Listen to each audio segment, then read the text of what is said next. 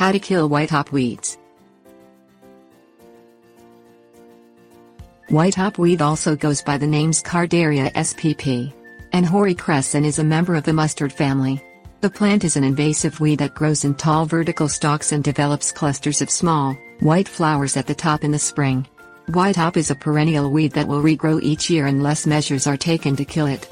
Killing whitetop is best accomplished using repeated applications of herbicides.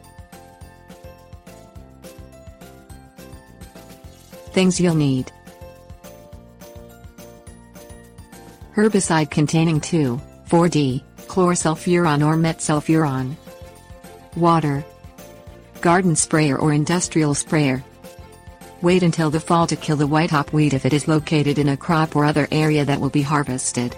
Otherwise, you can kill the weed any time of the year that they appear. Fill a handheld or industrial crop sprayer with an herbicide containing 2,4-D as the main ingredient. Add in water as instructed on the product label to dilute the mixture to the proper concentration. Spray the entire area where the whitetop weeds are growing with the herbicide solution until all plant stems and leaves are saturated. Monitor the area once per month and reapply additional herbicide to any new green whitetop weeds that sprout. You must continue spot treating in this manner for at least 3 years, which is how long the seeds remain viable in the soil. Tips. Warnings. If you are treating land not used for crops or grazing, you can use herbicides containing chlorsulfuron or metsulfuron.